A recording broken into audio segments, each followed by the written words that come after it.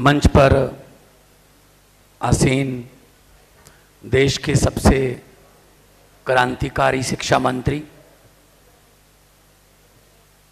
दिल्ली का बजट 8 साल में 2.5 से 3 गुना करने वाले वित्त मंत्री और दिल्ली के डिप्टी सीएम श्री मनीष सिसोदिया जी,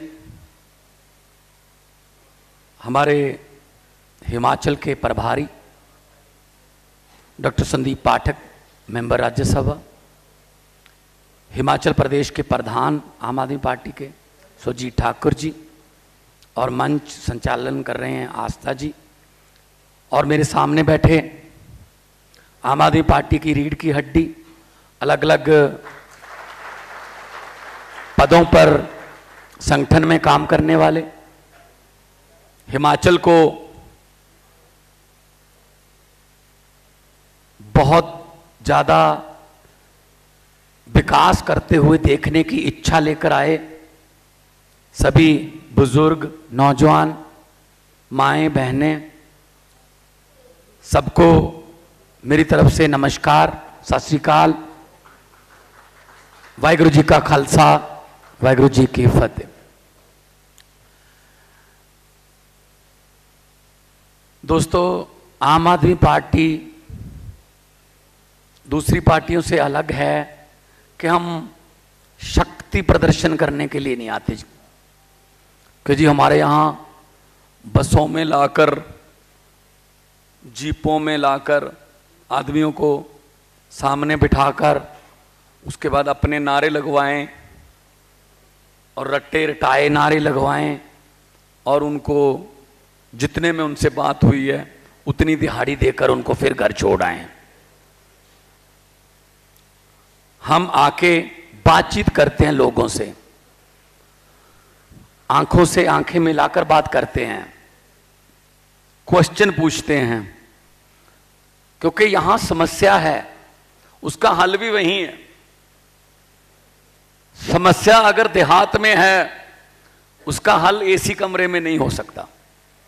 वो देहात वाले ही बताएंगे कि हल क्या है इसका। दिल्ली में बजट मोहल्ला सभाएं करके लोगों से पूछकर बजट बनाया जाता है, और कामयाब बजट इसीलिए है कि लोगों ने बनाया है। इस बार हमने भी पहला बजट पंजाब का पेश किया, लोगों को पूछा गया, इसलिए लोगों को वो अपना बजट लगता है। वो किसी व्यापारियों को, जब बड़े बड़े इंडस्ट्रियलिस्ट को पास बिठाकर नहीं बनाया जाता हमारा बजट पार्टी का और स्टेट का। तो आज आपके साथ एक रूबरू प्रोग्राम है। जितना भी मीडिया यहां पहुंचा है, मैं उनका भी बहुत आभारी हूं कि पूरी दुनिया में उन्होंने इसकी कवरेज करनी है। मैं 2-3 बातें बोलूंगा बस। पहली बात तो ये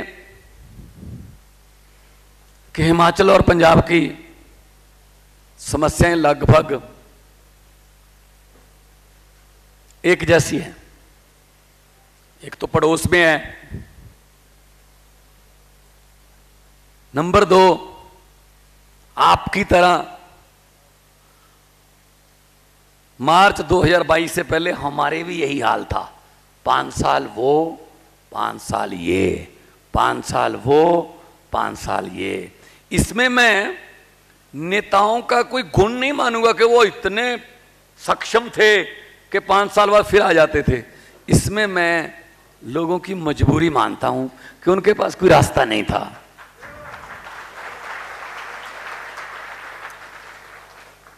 पांच साल कांग्रेस को जिताकर उनके भ्रष्टाचार से, उनकी मनमानियों से दुखी आकर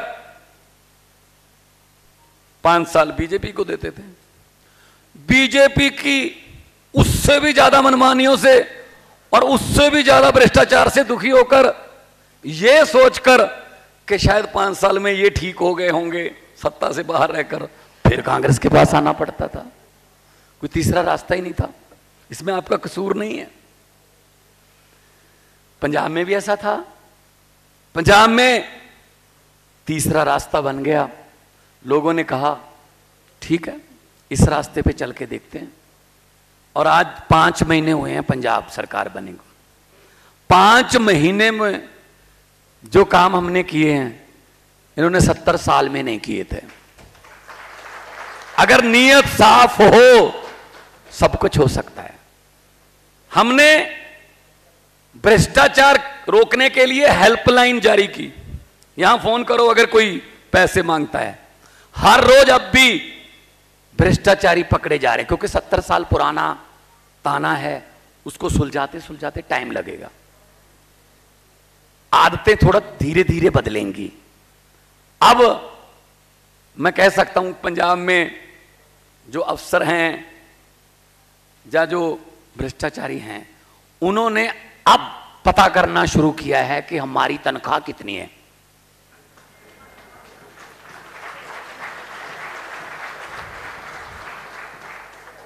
क्योंकि इससे पहले तनख्वाह पे तो चलता नहीं था काम, वो तो बोनस में आती थी।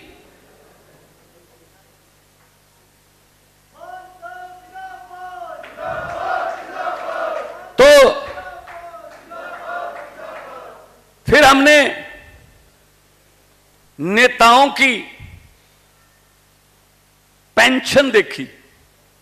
बड़ा अजीब रूल था कि आप एक बार विधायक बन गए, 2 बार विधायक बन गए, 3 बार चुने गए, 4 बार चुने गए, 5 बार चुने गए, 6 बार वाले भी हैं, 7 बार वाले भी हैं। लेकिन सपोज करो, फर्ज कर लो 5 बार के बाद आपको टिकट नहीं मिला, कोई पार्टी से अनबन हो गई, या फिर आप हार गए, तो आपको 5 बार की अलग अलग पेंशन मिलेगी। 65 हजार, यानी 5 बार जो रहा है उसको 4.5 लाख के आसपास पेंशन मिलेगी। क्योंकि वो 5 बार रहा है, 6 बार रहा है, 65 और जोड़ लो, 7 बार रहा है, 65 और जोड़ लो। हमें तो सेवा कहते थे कि सेवा के लिए एक मौका दो। हम तो सेवा के लिए वोट करते रहे, ये मेवा खाते रहे। कई विधायक ऐसे हैं, कुछ मेरे मित्र पंजाब से भी मीडिया में आए हुए हैं, मीडिया वाले, कई विधायक ऐसे हैं जिनको हारने में फायदा है। अगर वो चुने जाते हैं तो 85,000 रुपए उनकी सैलरी मिलेगी, कुछ भत्ता मिलेगा। अगर हारते हैं तो 5.5 लाख पेंशन मिलेगी।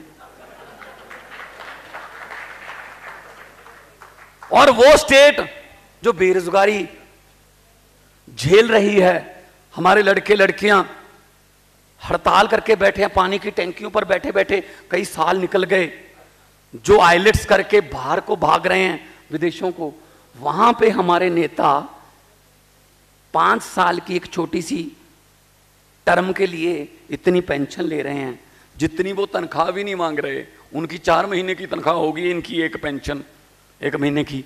तो हमने कानून लेके आए, हम विधानसभा में 3 दिन 4 दिन पहले एक्ट बन गया है, 1 विधायक 1 पेंशन, लेनी है लो वरना ना लो।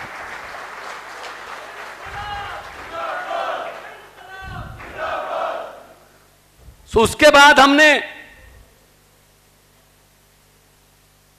बिजली के बारे में सोचना शुरू किया। गारंटी दी थी हमने, अरविंद केजरीवाल जी आए थे प्रेस क्लब में चंडीगढ़, उन्होंने बिजली की गारंटी दी थी कि पंजाब में हम बिजली मुफ्त करेंगे, 300 यूनिट पर मंथ, 600 यूनिट का बिल बनता है, 2 महीने का साइकिल है पंजाब में। वो हमने 1 जुलाई से बिजली फ्री कर दी, और जुलाई और अगस्त का बिल सितंबर के पहले हफ्ते में आएगा। आपको सुनकर हैरानी होगी, आपको सुनकर खुशी भी होगी कि सितंबर के पहले महीने, मैंने बिजली बोर्ड से ये पूछा, मुझे सारा डाटा दो, डाटा मेरे पास है। सितंबर के पहले महीने जो जुलाई और अगस्त का बिल आएगा, जिसमें ये नहीं है कि एससी, बीसी या बीपीएल, उसमें जो 600 यूनिट से कम इस्तेमाल करता है, जनरल घर भी आता है। 74 लाख मीटर हैं हमारे पंजाब में, 51 लाख घरों को जीरो बिल आएगा जी।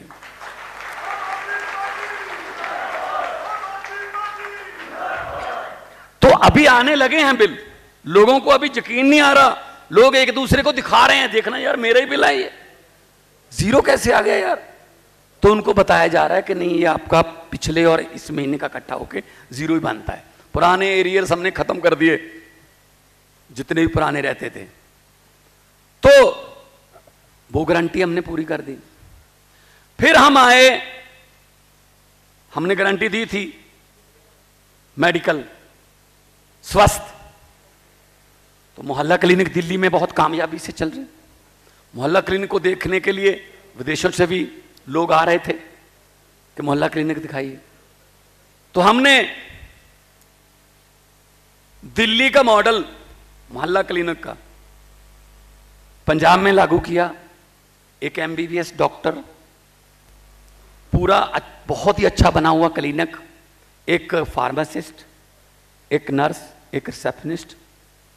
आप जाएंगे, टोकन मिल जाएगा, 11 नंबर मिल गया, 12 मिल गया, डिजिटली चल रहा है। अभी 8 नंबर की बारी चल रही है, 3 के बाद आपकी बारी आ जाएगी। आप डॉक्टर के पास जाओगे, डॉक्टर आपको दवाई लिखेगा, साथ के कमरे से आप दवाई ले लोगे बिल्कुल फ्री। और अगर कोई टेस्ट करना है, डॉक्टर टेस्ट लिखेगा, ब्लड का टेस्ट 98 टाइप ऑफ टेस्ट जो हैं वो उसी मतलब लेबॉर्ट्री में आपका ब्लड ले लिया जाएगा वहाँ पे मोहल्ला क्लिनिक में, और लेबॉर्ट्री से अगले दिन रिपोर्ट आ जाएगी, आपको बुला लिया जाएगा कि आपको ये दवाई चेंज करनी है, आपके ब्लड के मुताबिक ये इलाज होगा। हमने 75वें आजादी दिवस पर परसों 75 मोहल्ला क्लिनिक, आम आदमी क्लिनिक जो है वो देश के नाम कर दिए। 25 उसके बाद तैयार हो गया अगले दिन, आज 100 हैं, आज 100 हैं। जाइए, टीवी वालों को बोल दिया हमें मत लेके जाइए, तुम खुद कम कैमरा लेके जाओ और चेक करो क्या हो रहा है वहां पे, बताओ कि कैसे काम हो रहा है। डॉक्टर्स एमबीबीएस हैं, स्पेशलिस्ट हैं, रिटायर्ड एसएमओ भी आ गए, रिटायर्ड सीएमओ भी आ गए कि जी हम भी काम करना चाहते हैं, आइए वेलकम। और गरीब लोगों को फ्री में इलाज मिलने लग गया। फिर हमने चेक किया कि कितनी जमीन पंचायतों की और फॉरेस्ट की रसूखदार लोगों ने, नेताओं ने नजायज कब्जे में रखी हुई है।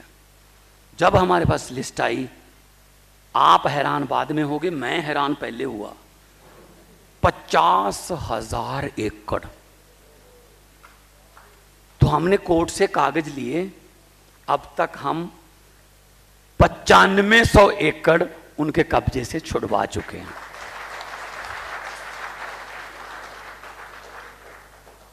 अभी बाकी है, अभी बहुत कुछ बाकी है। फिर हमने ये देखा कौन कौन से मंत्री थे जो पब्लिक के पैसे को खा रहे थे। 2-3 मंत्रियों को अंदर किया, एक तो हमारा ही था उसमें। हमने कहा जी आप भी जाइए भाई।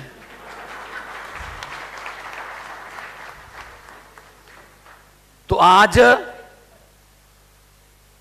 हालात ये हैं, मैंने अभी कल रिपोर्ट मांगी है डिप्टी सीएम साहब कि पुरानी कैबिनेट में से कितने विदेशों में जा चुके हैं, इस बात से डरते हुए कि हमारी बारी आएगी।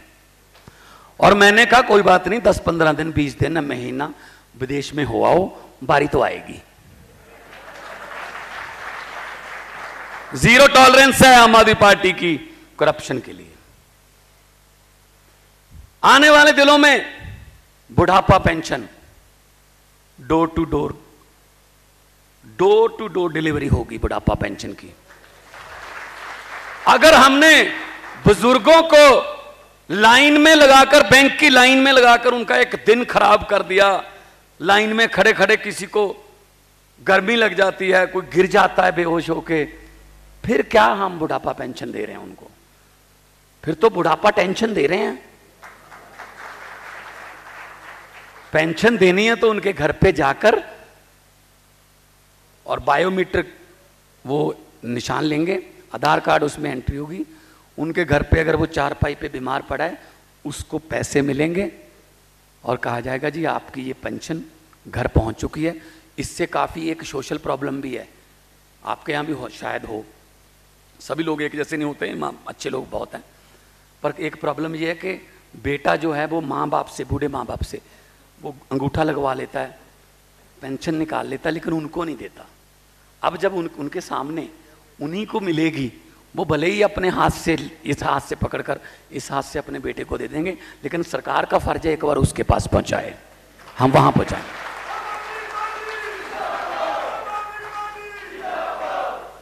तो गारंटियां मेडिकल कॉलेजेस की हमने की। पंजाब में 23 जिले हैं, अभी तक 9 कॉलेज हैं सरकारी, 16 और बनाएंगे, मतलब 25 कॉलेज हो जाएंगे, 25 मेडिकल कॉलेज। तो हिमाचल वालों को भी फायदा होगा। और अभी पीजीआई पे इतना बर्डन है, हम जब अच्छे हॉस्पिटल बनाएंगे, यहाँ पीजीआई आना चाहिए शिमला में, तो मतलब इतनी देर जाते जाते जो समय बचता है वो जिंदगी के लिए वरदान हो सकता है। मैं हैरान हूं कि सिर्फ 27-28 साल पहले आजाद हुआ कंट्री यूक्रेन, ये तो लड़ाई के बाद पता चला ना हमें, यूक्रेन में कितने बच्चे हमारे मेडिकल की पढ़ाई कर रहे हैं अभी। 27-28 साल पहले हुआ आजाद, हम 75, हम उनके लिए कॉलेज नहीं बना सके। और वो जो है ना, वो कोई नलायक विद्यार्थी नहीं है। 99.2, 99.3, 99.7। कारण क्या है? वहां 30 लाख में पढ़ाई होती है, यहां करोड़, 3 करोड़ लगता है। तो फिर मापे कहते हैं वहीं से डिग्री करके आ जाओ, क्योंकि यहां बहुत से कोटे रखे हुए ना, चेयरमैन कोटा, ये कोटा, वो कोटा। तो शिक्षा जो है वो सबको एक जैसी मिलनी चाहिए। ये आम आदमी पार्टी का आज बताएंगे, डिप्टी सीएम साहब बताएंगे कैसे दिल्ली में इन्होंने सुधार किया है। और अभी आने वाले दिनों में कुछ जुमले आपको देखने के लिए मिलेंगे, सुनने के लिए। बना रहे हैं वो जुमले, बन रहे हैं, बिठाए हुए हैं बहुत से लोग जुमले बनाने के लिए, बन रहे हैं, कुछ तैयार हो गए, कुछ फाइनल फिनिशिंग चल रही है। यह देख करके लोगों को इससे ज्यादा बुद्धू बनाया जा सकता है या इस बात से? वो चेक कर रहे हैं अपनी भावनाओं को। तो उन्होंने अभी कहा कि देश में मुफ्त में रेवड़ियां बांटकर सत्ता ले ली जाती है, मतलब फ्री में शिक्षा, फ्री में इलाज, बसों में लेडीज को सफर फ्री, तो बिजली फ्री। तो उन्होंने कहा कुछ पार्टियां ऐसी हैं जो मुफ्त में रेवड़ियां बांटती हैं। मैं उनसे पूछना चाहता हूं, रेवड़ी तो छोटी सी होती है, जो 15 लाख हर आदमी के खाते में आने वाला पापड़ बांटा था आपने, उसका क्या हुआ फिर? उसका आ गए 15 लाख? मुझे तो बताया सुजी जी, आप कहते आगे आए नहीं, हमारे भी नहीं आए, आएंगे भी नहीं। मैंने पूछ लिया कहीं पंजाब में एक सभा में कि आए नहीं, फिर ना, मैंने कहा हमारे भी नहीं आए। तो एक बुजुर्ग ने कहा, महिला थी, मां थी, बोली बेटा 15 लाख की बात छोड़ो, जो हमारे घर में 2-4 हजार हमने रखे हुए थे नोटबंदी करके, वो भी ले गए।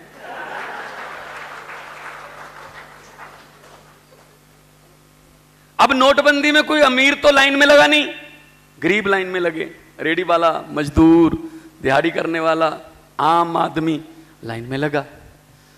अब सबसे ज्यादा दिक्कत हुई, देखो जो माएं हैं, बहनें हैं, इनको एक आदत होती है, अच्छी आदत है वो, कि ये पति से चोरी, थोड़ा अलग से रख लेती हैं, कोई इमरजेंसी में काम आ जाएंगे, बच्चे की फीस या कोई बीमार ना हो जाए, उसको बताए बिना अलग से रख लेते हैं। अब आधी रात को करेंसी बदल दी मोदी साहब ने, अब वो फंस गई, ना बता सकती हैं ना रह सकती हैं। बताती हैं तो लड़ाई होगी, वो कहेगा कहां से आए ये पैसे, नहीं बताती तो कागज बन जाएंगे, वो बैंक में जा नहीं सकती। फिर क्या किया उन्होंने, एक तरीका निकाला जो कि मुझे माओ ने ही बताया। मैंने एक सभा में ऐसा बोल दिया, जब मैं गाड़ी में बैठने लगा, 2-3 माएँ बहनें आई, मेरे कार का शीशा खुलवाया और मेरे कान में कहा, वो नोटबंदी वाली बात आपने बहुत सही कही है बेटा, माइके से बदलवा के लेके आई हैं। 10 कर लो नोटबंदी। तो भाई इन्होंने नोटबंदी की, तो आप इनकी वोटबंदी करो, तब जाके कहीं कुछ बनेगा, वरना 75 साल से 5-5 साल की बारियां चलेंगी। तो रामलीला ग्राउंड से पार्टी निकली, अन्ना हजारे जी का एंटी करप्शन मूवमेंट से पार्टी निकली, अरविंद जी ने आगे बढ़कर छोटा सा काफिला बनाया, लोग जुड़ते चले गए और आज ये पार्टी 2 स्टेटों में गवर्नमेंट है और 10 हमारे राज्यसभा के मेंबर हैं। भारत की सबसे तेजी से उभरने वाली पार्टी है। और सबसे बड़ी बात यह है, आम लोगों को आगे लेके आए हैं। ये बैठे हैं मनीष जी, ये पत्रकार थे, बहुत बड़े टीवी में काम करते थे। मैं कलाकार था, मैं यहां आपके यहां बहुत बार शो करने आता जाता रहता था। कोई वकील था, कोई आईआईटी में प्रोफेसर था, कोई डॉक्टर था, कोई समाज सेवी था, कोई अभी स्टूडेंट था। उन सबको, सारे समाज को इकट्ठा करके टिकटें दी। उन्होंने जो हराए, कोई 10 बार का एमएलए था, कोई मुख्यमंत्री 5 बार का था। पंजाब में 92 सीट आई हैं हिस्ट्री में, पहली बार 92 में से 82 पहली बार जीते हैं। और जिसने सिटिंग मुख्यमंत्री चन्नी को हराया है, वो मोबाइल रिपेयर की दुकान करता है पधौड़ में। जब पब्लिक उठ जाए ना, जब पब्लिक ये ठान ले कि हमने जीतना है, तब ऐसा होता है, तब परमात्मा साथ देता है। आपने सोचा होगा कभी जिंदगी में, बादल साहब का पूरा परिवार ही हार गया, 94 साल की उम्र में खुद भी हार गए, सिद्धू साहब हार गए, चन्नी दोनों जगह से हार गया, मुख्यमंत्री था, कैप्टन साहब हार गए, मजीठिया हार गया और 64-65 हजार मतों से हार गए। हमारे में कला नहीं थी, हमारा गुण नहीं है, हमारे चेहरे में कोई ऐसी अट्रैक्शन नहीं है कि हमको वोट पड़े। हम तो सीधे साधे आम लोग हैं। एक टीचर का बेटा हूं, स्कूल में उन्हीं के साथ, जिस स्कूल में पढ़ाते थे उसी स्कूल में पढ़ा हूं, साइकिल पे जाके उन्हीं के साथ।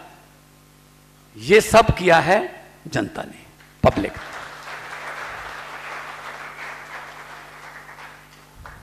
मुझे पूछा गया पत्रकारों द्वारा कि आपने दिल्ली में भी ये कैसे कर दिया, दिल्ली में आपने 2 बार जो कमल के फूल की आंधी थी उसको रोक दिया। मैंने कहा जी मुझे ये बता दीजिए हमारा चुनाव चिन्ह क्या है? कहते जी झाड़ू। मैंने कहा जी उनका जिनकी आंधी थी उनका चुनाव चिन्ह क्या है? कहते जी कमल का फूल। मैंने कहा कमल का फूल कहाँ उगता है? कहते जी कीचड़ में। मैंने कहा कीचड़ को साफ कौन करता है? कहते जी झाड़ू। मैंने कहा हमने झाड़ू चला दिया, झाड़ू चला दिया, कीचड़ साफ हो गया, कमल उगे ही नहीं। और बाकी रही बात कांग्रेस की क्या बात करें उसकी, छोड़ो। वो तो मां अपने बच्चे को कहानी सुना सकती है आजकल देश में, दुनिया की सबसे छोटी कहानी। बेटा आजा तुझे कहानी सुनाऊं। बेटा बोले हाँ जी सुनाओ मम्मी। कहानी है बेटा, एक थी कांग्रेस, बस।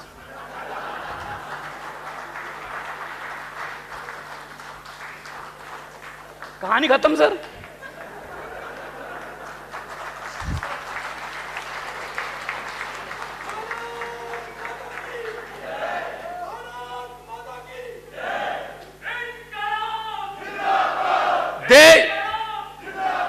देश की राजधानी में जहां सोनिया गांधी जी रहती हैं, राहुल गांधी जी रहते हैं, प्रियंका जी रहती हैं, बड़े बड़े इनके नेता रहते हैं, देश की राजधानी में कांग्रेस 2015 में और 2020 में कितनी सीटें?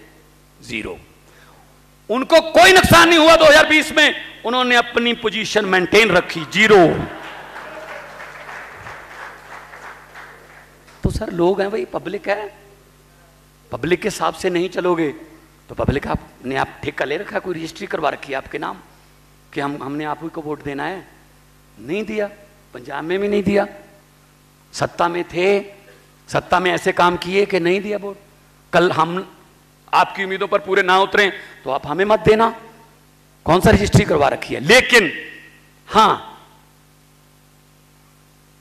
एक बार मौका देके देख लेना, 5 साल बाद अगर उम्मीदों पर पूरे ना उतरे तो हमें भी उठा के फेंक देना। ये कौन सा कुंभ का मेला है कि 12 साल बाद आएगा।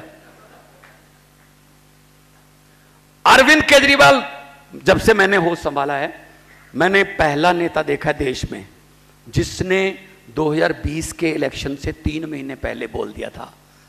यह बात बोलने के लिए जिगरा चाहिए जी, और अंदर सच की आग भांबड़ चाहिए, तब बोल सकते हो ये बात। क्या बोला? दिल्ली वालों को मैं कहता हूं, अगर मेरे काम पसंद हैं तो वोट देना, वरना मुझे वोट मत देना। ये बात बोलने के लिए जिगरा चाहिए, वरना 5 बार बन गए, अभी भी कहते हैं एक मौका और दे। हम मौके देकर थक गए, ये मांग मांग कर नहीं थके भाई। तो इनको परे करो, इनको साइड पे करो, नई कहानी लिखो। तो मैं तो यही कहूंगा, 75वीं देश की वर्षगांठ है और आगे जाना है देश ने। ये लोग नफरत की राजनीति जो करते हैं उनसे बच के रहना है, जाति धर्म की राजनीति जो करते हैं उनसे बच के रहना है। मैंने खुद देखा है, दिल्ली के एक स्कूल में एक एसडीएम डीसी का बेटा, वहाँ डीएम कहते हैं, डीएम का बेटा, एक झुग्गी झोपड़ी वाले का बेटा और एक जज का बेटा, तीनों एक ही बेंच पर बैठकर एक ही सिलेबस की किताब पढ़ रहे थे। वरना अमीरों की पढ़ाई और है, गरीबों की का सिलेबस ही और है। ऐसा नहीं होना चाहिए। तो मैं यही कहना चाहूंगा जो भ्रष्टाचारी हैं उनके लिए कि जितने मर्जी इकट्ठे कर लो पैसे हीरे मोती। यहां भी इकट्ठे कर लिए होंगे बहुत से भ्रष्टाचारियों ने हिमाचल में, जितने मर्जी इकट्ठे कर लो पैसे हीरे मोती, मगर ख्याल इतना रहे कफन पे जेब नहीं होती। जो आखिरी कपड़ा मिलता है उस पर कोई सीन नहीं बजी, वो ऐसे फ्लैट ही होता है। तो देश बहुत बड़ा देश है, मल्टी कल्चर्ड देश है, हर धर्म के लोग। देखो गुलदस्ता जो है ना, गुलदस्ते को जब किसी फूलों का कोई कहां फूल उगे हुए हैं, हम उनको देखने के लिए इसलिए जाते हैं कि रंग बिरंगे होते हैं। किसी फूल का रंग कोई और है, किसी का कुछ और है, इसीलिए देखने जाते हैं। अगर गुलदस्ते में एक ही रंग के फूल हो तो नहीं देखने जाएंगे आप। तो भारत जो एक गुलदस्ता है, इसमें हर रंग का फूल है, सब फूलों को उगने का अधिकार है, आजादी है। आखिर में यही कहूंगा, लंबे सफर को मीलों में मत बांटिए, लंबे सफर को मीलों में मत बांटिए, कौम को कबीलों में मत बांटिए। एक बहता दरिया है मेरा भारत देश, इसको नदियों और झीलों में मत बांटिए। बहुत बहुत धन्यवाद। बहुत बहुत मेहरबानी। इनकलाब, वंदे, बहुत बहुत मेहरबानी, धन्यवाद।